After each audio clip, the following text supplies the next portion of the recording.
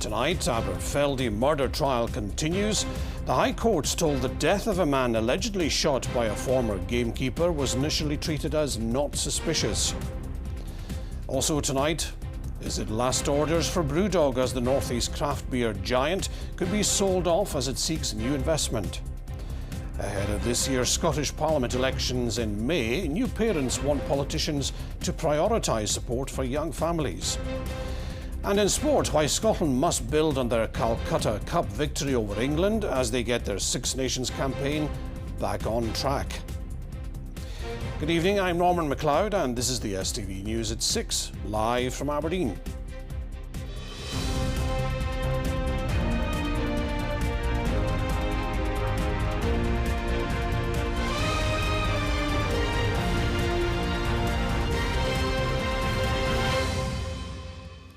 A murder trial has heard the death of a man allegedly murdered by a former gamekeeper was initially treated as not serious or suspicious. David Campbell is accused of shooting Brian Lowe on this day 2 years ago. Jurors heard today that Mr. Lowe was face-on when he was shot. Well, Grania is in the newsroom for us tonight. Grania, the court heard from the pathologist who examined Brian Lowe's body. That's right, Norman. Dr. Tamara McNamee gave evidence at the High Court in Glasgow today. As you say, she was the pathologist who carried out the post-mortem examination on Brian Lowe. But upon seeing his body, she escalated the matter. David Campbell is accused of murdering Brian Lowe at the Leafy Lane near Aberfeldy on the 16th of February 2 years ago. He denies all the charges against him and has also lodged a special defence of alibi. Today, the court heard that Brian Lowe was pronounced dead at 9 a.m. on the 17th of February 2024.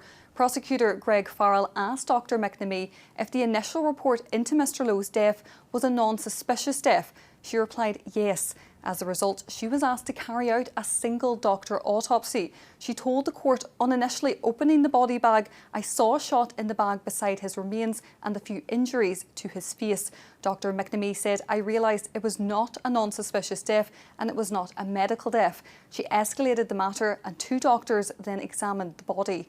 Jurors heard that Mr. Lowe suffered injuries to his chest, right upper arm, left upper arm, neck and face. His cause of death was stated to be gunshot wound to neck and chest. The doctor later stated that Mr. Lowe was face on when he was shot. Jurors were also told that at 4:52 p.m. on the 16th of February, Mr. Lowe's phone activity had stopped. The trial before Lord Scott continues. Grania, thanks for that. A union says staff at Ellen-based BrewDog are fearing the worst over their jobs after it emerged the company could be sold. The beer maker has brought in consultants to look for new investors, a move which could see the business broken up. Well, Stephen joins me. This comes after the firm recently announced it was pooling some of its distilling brands. Yes, last month it said it was getting rid of some of those spirit brands, prompting fears around some jobs at its Ellen facility. Now that comes after last year it announced some job cuts after announcing losses of around £37 million in 2024. Now over the course of the weekend the company released a statement saying it was bringing in these consultants to look for new investors and investment. However, that could lead to a potential sale and potentially even a breakup of the company.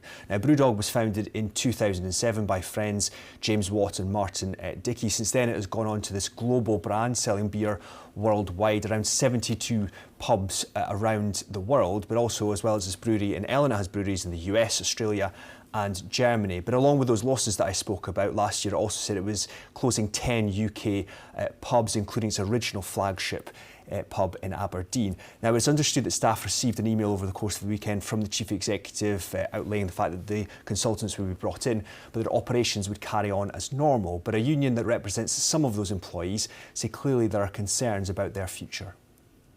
If you're told as a workforce that the company, the employer that you work for is going to be sold off, potentially broken up to multiple organisations, you're going to fear the worst. And they've not been reassured about job losses. So we need to know as a matter of urgency what is going to happen in terms of the brewery and the bar side of things. And BrewDog blaming what they claim is a challenging economic environment. Yes, they say that they are facing sustained macro headwinds, and the move to bring in these consultants, they say, is to help focus on strengthening the long-term future of the brand and its operations. They also say they believe that there will be substantial interest. Now, it is reported some of this might be to do with taxes on alcohol and pubs. James Watt stood down as CEO in 2024, but retains a position at the company and shares. Martin Dickey left last year for personal reasons. The question also remains what this might mean for investors. Thousands of them are small-time investors who have backed BrewDog through its equity for Punk's crowdfunding. What will this mean if there is any potential sale for them? For the moment, BrewDog say that no final decision has been made and the operations carry on as normal. Stephen, thank you. Staff at Aberdeen University have voted to back industrial action in a dispute over job cuts and the threat of compulsory redundancies. The ballot of university and college union members saw 83% of those who voted back strike action. The university faces a black hole in its finances worth over £4 million. A spokesperson said challenges and financial pressures testing the UK higher education sector mean change is necessary. Police officers in Scotland say they want access to guns in their vehicles in a bid to deal with increasing levels of violence. The Scottish Police Federation, which represents rank and file officers, wants an overhaul of how the force operates. Currently, only authorised officers routinely carry guns. The Scottish Government says Police Scotland continues to be an unarmed service and its position on that will not change. We don't have enough police personnel trained in that way, and we're putting police officers at risk as well as members of the public, obviously clearly at risk when we don't have that capability. So allowing the police cars or vans to have safes within them with firearms available for trained officers, that will allow more safety to be quicker, and police officers will be able to deal with matters quicker as well. The Scottish Government has launched a new campaign urging boys and young men not to share misogynistic content online. The online adverts encourage them to think before posting them, telling them sexist content is never harmless. The 5-week campaign aims to teach boys the harm their actions can have on women and girls they know in the real world. Rising prices are at the forefront of voters' minds ahead of this year's Scottish Parliament election. Parents across Scotland want politicians to recognise the challenges facing new mothers and improve access to childcare. While 16-year-olds are excited about voting for the first time, they worry that politicians aren't listening to them. Lucy Dunn has more. This fitness class in Cumbernauld allows new mums time to exercise without needing to sort childcare, which in Scotland usually only becomes government funded after a child turns 3. Ahead of the Scottish Parliament election, parents here want politicians to improve access to nurseries and childminders. If you pay for it, it's accessible, and I think that's the challenge. I feel like in Scotland we've gone backwards in comparison to England. My daughter that's just under 6 months, she's not due to get childcare, free childcare until she's 3, and I don't work at the moment, so I'm only on one income, so it is quite dear for paid childcare. When new mums do want to return to work, high nursery costs mean many simply cannot afford to. Because I'm very driven by my career, I don't want to give that up, I don't want to be a stay-at-home mum, but to an extent I've had to be. It's ridiculous, I can't afford to be full-time at work because of it. So I'm doing part-time because it's just too expensive in Scotland. Because the childcare for both of them it's immense, and how it's gone up in the past few years as well.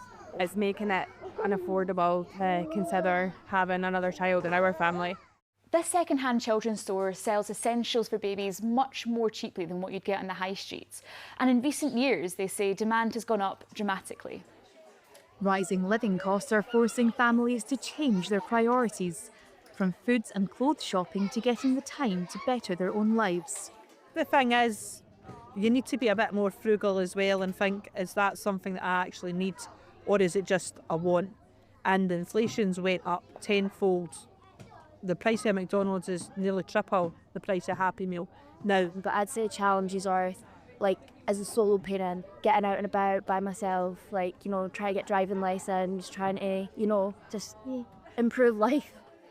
And it's not just families on the breadline that are seeking out more affordable options. There's so many working parents that are not entitled to anything and they kind of get missed under the net. So those are the parents that I think we're seeing an increase in. We're an employability project as well, and that's the same parents that we're seeing there. It's parents that are trying to get into work, but it's not beneficial for them to work. We live in the northeast of Scotland and we've got 7 MSPs. Modern Studies class is underway at Fraserburgh Academy, but politics will become all too real for these 16 and 17-year-olds who'll get the chance to vote in their first Scottish Parliament election this year. I think it's a really exciting opportunity to be able to vote for the first time. I do think it's also a bit daunting. I do plan to vote. I think it's really important to express yourself. Students are concerned about the lack of information available to young people about the election. I'm not really bothered with voting and that. It's just, I don't think I'm going to be heard. I also get my information online, but I think it's really important to be aware of bias. Sources I know are definitely legit because there's many sources online that could just be telling you a total lie. Families are looking for more support on the backdrop of a cost of living crisis, so that raising a family is aspirational rather than stress-inducing. Mums want to see feasible pathways back into work. Young people want to see a focus on education and opportunities, and for politicians to show they care about the next generation of Scottish workers. What was obvious from all groups, however, is that it's time for all the parties to step up. Lucy Dunn, STV News. Police say they're looking to establish the full circumstances of a fatal crash in Blairgowrie. The 79-year-old man was pronounced dead in the town's Brown Street on Friday afternoon. He was driving a green Citroen which collided with a white Kia. The driver of the other vehicle wasn't injured. A crash involving a cyclist and a vehicle in Dundee is being treated as a hit and run. A 66-year-old man was taken to hospital after he was knocked down on Glams Road on Friday morning. Police are urging any witnesses to get in touch. An Angus horse sanctuary is set to close with the loss of 13 jobs. More than 50 horses and donkeys will also have to be relocated from the Red Wings mountain site near Forfar as part of cost-saving measures. The equine welfare charity says it's had to dig into financial reserves to keep UK sanctuaries in operation. The Forfar site and another in Warwickshire have closed temporarily while a month-long consultation takes place. A fatal accident inquiry into 2 separate drownings involving a 12-year-old boy in Perthshire and a man from Fife will begin next month. Caden Walker died while boogie boarding on the River Tay near Stanley in the summer of 2019. 39-year-old Rory Stevenson, an instructor, lost his life when working in April 2024. The FAI is set to last at least 10 days at Falkirk Sheriff Court. Now, rural groups are warning plans to remove the small business bonus scheme from shooting estates risks jobs and millions of pounds worth of investment to protect the countryside. The Scottish Government unveiled the plans in their latest budget and say there are exceptions for some. Hayley Bomma reports. Some small businesses are subject to a rates relief because of their size and turnover, and this, until recently, also applied to small shooting estates and businesses across Scotland. But from the 1st of April, under new plans from the Scottish Government, they'll now have to pay tax. Ministers say it better addresses those who should be paying more. Anyone that is above that threshold for small business relief will be paying that. It's the small shoots that are going to have the disproportionate impact. Fundamentally, it obviously brings £246 million of natural capital benefits to Scotland. So if we see the rates going up, that then impacts the money that can go into that, the investment, and that all has a knock-on impact on the management of the countryside. Over the weekend, the Scottish Government announced amendments that now exclude some deer shoots. A welcome step, but rural bodies say that still falls short. Our sector wasn't consulted on this change. What we need to see now is the Scottish Government getting back round the table and meeting with stakeholders to find out how they will be impacted. We need to see the urgent reinstatement of this relief because the 1st of April deadline is looming. The Scottish Government say exemptions do exist, including where shooting rights are exercised solely for the purpose of environmental management or for preventing damage to woodland or to agricultural production. This has been welcomed by farming unions who had initially feared that their members would also be adversely affected by these plans, but they're still calling for more details on exactly how they'll be enacted. What we need to know now is what our members need to do to confirm their eligibility. In the past, they were automatically eligible to apply under the small business bonus scheme. We need to be sure that members can access the business bonus scheme. We need to be sure what they can do. It's a busy time of year and it takes time to disseminate that. With the 1st of April just weeks away, rural bodies say it's crucial ministers meet with them to discuss the plans in full. Hayley Bomber. Well, it's time for all the sport now. Chris and the Scottish rugby squad, I'm sure, are still celebrating. Oh, and they deserve it, Norman. I almost feel like, Gregor Townsend, an apology. Terrible performance in Italy, terrible result. And I was sceptical about his team selection ahead of this, dropped some of his big-name stars, but you know what, they really delivered. I think everyone was surprised.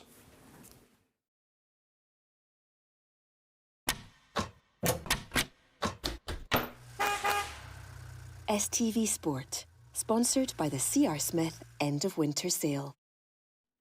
Yes, good evening. Well, after Scotland's stunning Calcutta Cup victory over England, scrum half Ben White says the team must be ruthless and not take their foot off the gas for the rest of the Six Nations.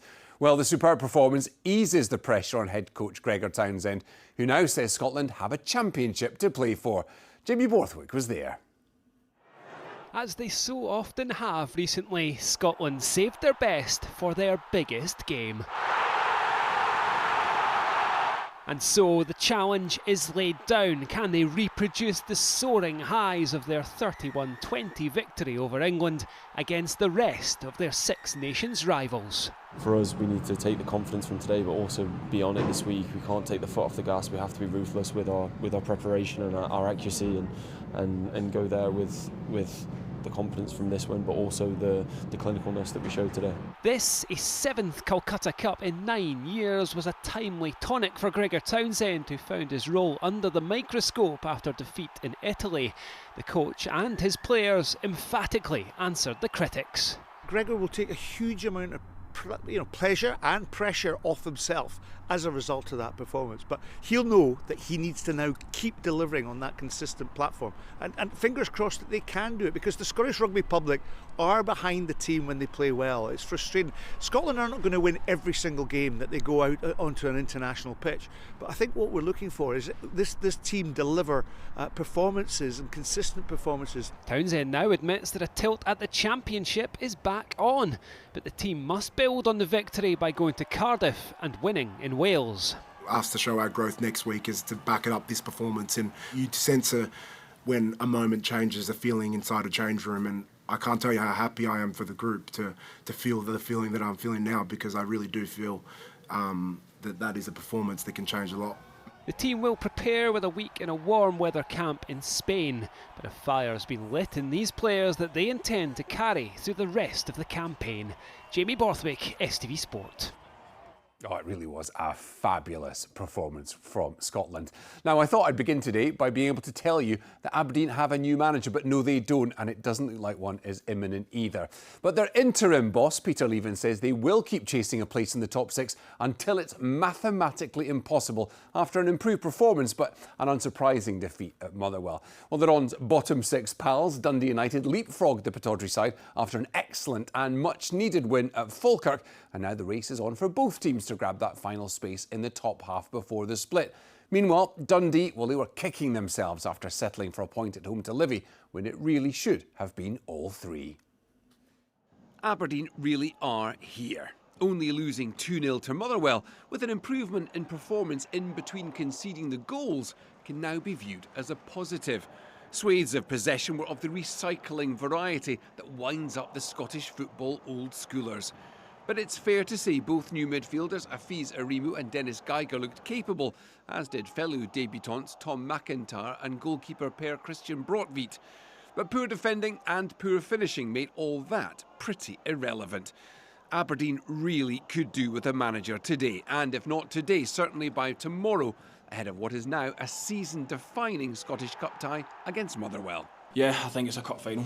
I think we've got every game's a cup final now, but I think Wednesday's really important. We're the holders of the cup.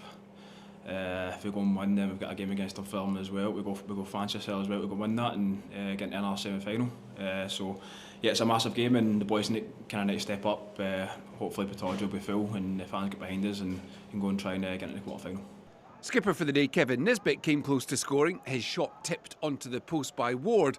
But as positive as that was, he held his hand up for not covering Eli Just's run for Motherwell's opening goal. Fine play from the Steelman, but too much space and plenty of time to pick his spot beyond Broadvite. Yeah, the firm will have been great this season. I think the way we play football is really good, but I did think we were a better team today. I think we moved the ball better. Maybe didn't create as clear-cut chances as them, but yeah, it was just kind of one slack. I probably take responsibility for not tracking the run and kind of playing on one side, so that one's on me. But for us, it's just about on to Wednesday now and just basically try and win the game. Aberdeen had chances, but they missed them. First, Liam Morrison missed a sitter, then Olasanya volleyed off the post, and Cameron should have perhaps played in Bilalovic. But despite the home side's equally generous misses, they came up with a deserved second at the death, albeit with a final ricochet off the unfortunate Tom McIntyre. 3 of Aberdeen's new players suffered from cramp, but all 3, Arimu, Geiger and Morrison, should be fine for Wednesday. Dundee United topped their thrilling 2-all opening day draw at Falkirk with a thrilling 3-2 mid-season win at the same venue. Ropey defending twice handed the Bairns the lead, but twice United rallied and replied. Ross Graham prodding in after Bain's error before former Falkirk man Craig Sibbald made it 2-2. The game turned on this sending off for Liam Henderson. The Bairns defender wiped out Max Waters, an initial yellow upgraded to red after a VAR review. With a winner to be had, unlikely hero Julius Eskesen popped up to claim the title. The Dane with a fine finish to take home all the points and move United up to 7th. Well, look, I mean, it keeps us in the fight. That's all we can do now at the moment. We know that we've given ourselves, a lot of work to do in order to close the gap on top 6. But, had Falkirk won the game on Saturday, then I think we would have been dead and buried. But the fact that we've managed to win, we've still got a couple of games in hand on them, albeit those couple of games in hand are against tough teams, but it certainly keeps us alive in that fight for top 6. Dundee, who've been gaining traction for some more than decent performances, the missing ingredient consensus was get Simon Murray scoring and they'll be flying. Well, they did all that and more. Simon Murray clipped in a fabulous first inside 3 minutes. And before the late arrivers had even sat down, it was 2. Again, Murray with a magic touch to put the ball beyond Shamal George in the Livy goal. But a Jan Danda deflection gave Livy a lifeline on the quarter hour, and John McCracken threw them the whole life buoy just 3 minutes later. He dithered on the ball and gave Scott Pittman the simple job of shooting into an empty net. No more goals and just a point apiece, but it's still a better result for the D's than for relegation-bound Livy. John McCracken will be having nightmares about that for days to come. Now to the Winter Olympics, and this incredibly talented young lady, Aberdeen's Kirsty Muir, goes for gold in the Winter Olympics in just a few minutes' time in Livorno. And there were mixed fortunes for the Team GB's curlers today. Bruce Mowatt's rink have it all to do to reach the semi-finals after a surprise 8-6 defeat to Norway, which has dropped them to 5th in the standings. Elsewhere, Rebecca Morrison's rink defeated Denmark 7-2 to record their 2nd win in the round-robin stage. They're still 7th in the standings, though, with 4 matches to play. Hopefully more medals to come. We'll be live at Tannadice for the Dundee United Spartans Cup tie tomorrow.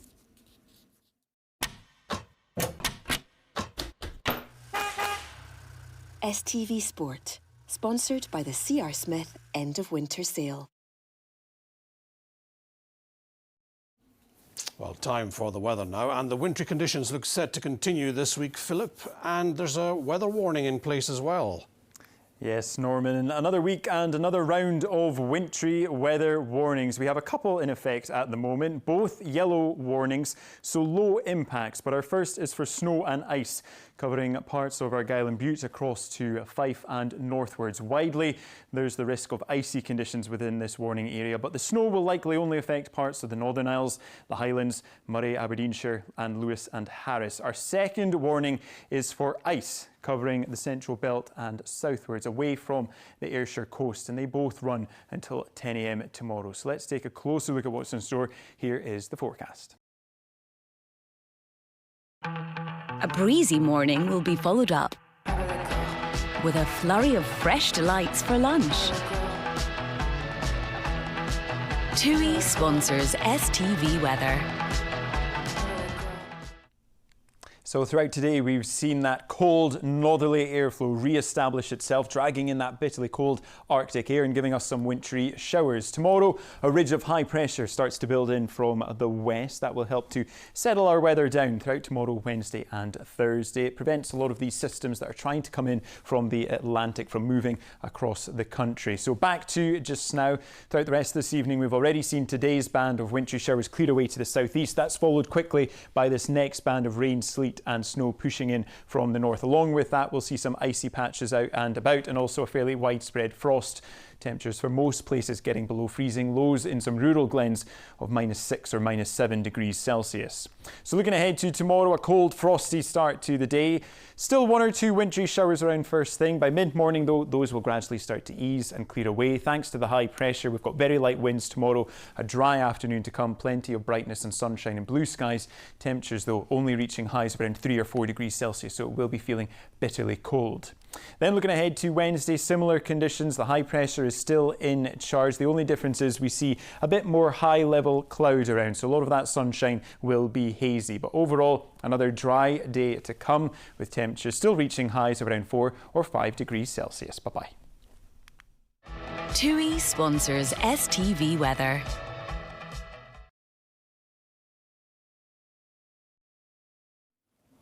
That brings us to the end of tonight's edition of the programme. Join me again for an update at the usual time of 10:30. Have a good evening.